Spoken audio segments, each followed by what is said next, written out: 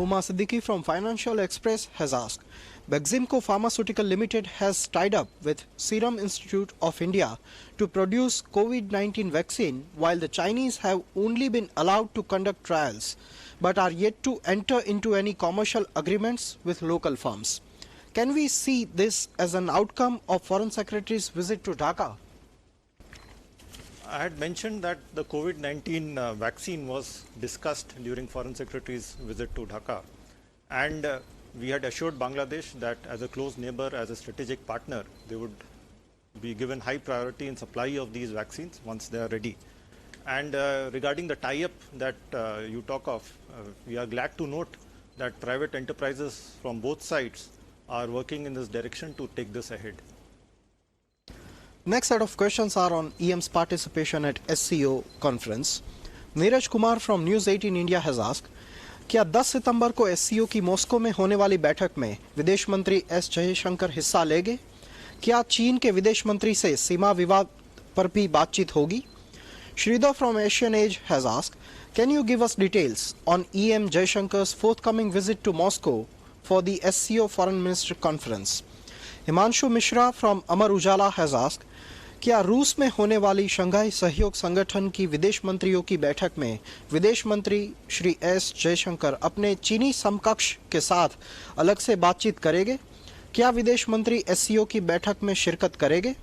Similar questions have been asked by Siddhant from Vion, Shrinjoy from Times Now, Maha from CNN News 18, Devi Rupa from The Wire. EM will be visiting Moscow to attend the SCO Council of Foreign Ministers meeting, and this meeting is scheduled on the 10th of September. As regards the meetings that you are asking about, once his engagements are finalized, we will let you know. Madhurendra from News Nation has asked, Nepal के साथ जारी सीमा विवाद के समाधान के लिए भारत क्या कर रहा है? इस फ्रंट पर नेपाल की सरकार के साथ कोई डेवलपमेंट हो तो बताएं। मधुरेंद्र जी, सीमा मामले पे हमारी क्या पोजीशन है, मैंने इसको स्पष्ट किया था कुछ हफ्तों पहले, और इस पे फिलहाल और कोई चेंज नहीं है, तो मैं और कुछ कहना नहीं चाहूँगा। सिद्धांत फ्रॉम वियॉन has asked, is squad meet being planned in Delhi? Ranjit Kumar from Rakshak News has asked, is India hosting quadrilateral group ministerial meeting next month? Yes, we look forward to holding the quad meeting later this year, and details are being worked out. Madhurendra from News Nation has asked, चीन ने भारत में अपने app ban का विरोध किया है और इस बैन को अवैध कह रहा है। भारत की क्या प्रतिक्रिया है? सिद्धांत from Vion has asked, has Chinese side taken up the issue of app ban with the Indian authorities, and what is our reaction to that? Similar question has also been asked by Narendra Nath from Navbharat Times. As conveyed in my response, it was on July 2nd, that India has one of the most open regimes for FDI in the world, and this includes for internet companies as well as for digital technology companies. Now, digital technology companies, while operating here, they have the responsibility to abide by the rules and regulations issued by relevant ministries and departments of the Government of India, and particularly those rules and regulations which pertain to data security and privacy of data. So you would have seen the announcement by METI yesterday, where they have said that the activities that these apps have engaged in are prejudicial to the sovereignty and integrity of India, defense of India, to the security of state and public order. So what I can say is that we remain open. We continue to welcome foreign direct investment in the country, including in the area of internet technology.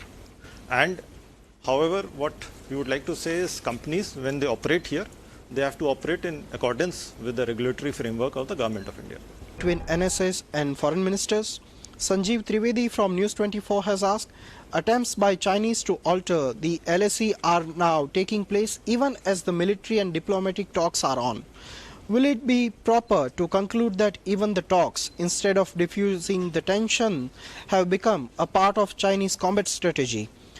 Vijay Lakshmi from India TV has asked, LSE पर मौजूदा हालात को लेकर चीन की तरफ से बार बार यही कहा जा रहा है कि भारत की तरफ से नियमों का उल्लंघन हुआ। इस पर विदेश मंत्रालय का क्या कहना है? Kamaljeet from India Today has asked, where do things stand as of now between India and China on Ladakh? Has previous engagements resulted in any dividends? And what measures are in place to resolve current crisis? How many points are there for on escalation on currently? Elizabeth from Live Mint has asked, after the fresh tensions with China over the weekend, are there any diplomatic talks planned with China? Is EM likely to meet Chinese foreign minister for a bilateral next week?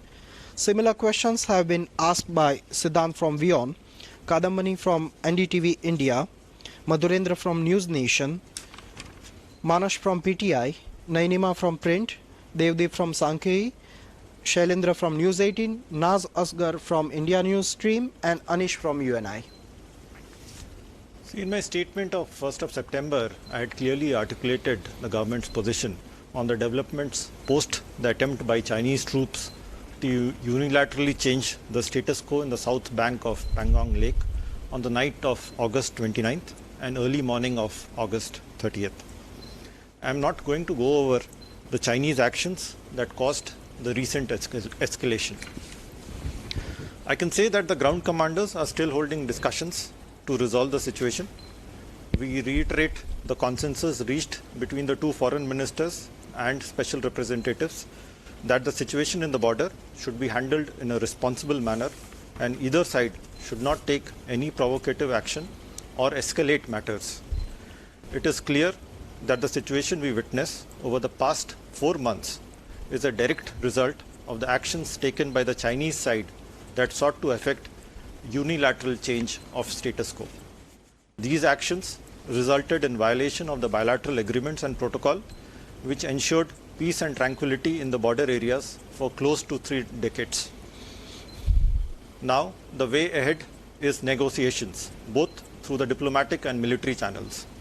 The Indian side is firmly committed to resolving all outstanding issues through peaceful dialogue. We therefore strongly urge the Chinese side to sincerely engage the Indian side with the objective of expeditiously restoring the peace and tranquility in the border areas through complete disengagement and de-escalation in accordance with the bilateral agreements and protocols.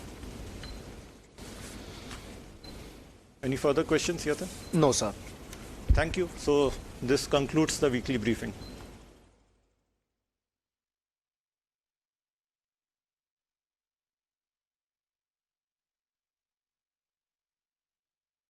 We were just listening into that reaction that was coming in from the spokesperson of the Ministry of External Affairs when asked on a series of questions regarding the India-China border tension. The MEA has now said that the ground commanders are still holding a discussion to further de-escalate and resolve the differences. However, the MEA further saying that the either side must not escalate the matters, and also saying that it is very clear that the situation that we have witnessed is a direct result of the action that was taken by the Chinese side. And the way ahead right now is only negotiations either through diplomatic and the military channels. So that was a reaction there coming in with regards to the repeated provocations that we have seen, 3 recent provocations from the Chinese side along the line of actual control. And regarding the India's step ahead in dealing with this and the border tension, we've also seen the fact that we've also seen the Indian Air Force chief and the Army chief there on ground to review the preparedness there as well. Let me bring in our National Affairs editor Srinjoy for those updates. Srinjoy, there were of course a lot of questions asked about the ongoing crisis and also the border tension. Very clearly the MEA they're putting out that the way ahead right now is only negotiations to the diplomatic and also the military channels. Yes, the 2 or 3 things were really pointed out. That China was really responsible for the recent escalation. The situation now is because China wanted to change the status quo on the line of actual control. And the only way out, as you rightly said, and very importantly, that negotiation is the only way out. India would want that to happen, and peace and tranquility ought to be restored along the line of actual control. There should be disengagement on both sides, and there should be, both sides should go ahead with bilateral discussions.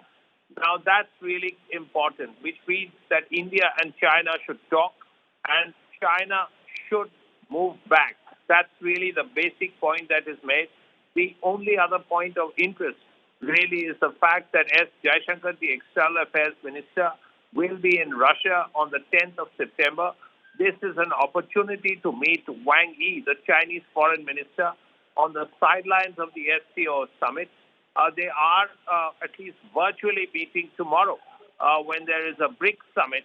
But you would imagine that these discussions on the LAC would take place if they met on the sidelines, if they met, that is, on the sidelines of the Shanghai Cooperation Summit meeting. All right, Srinjoy, many thanks for joining us and bringing us all those important updates there.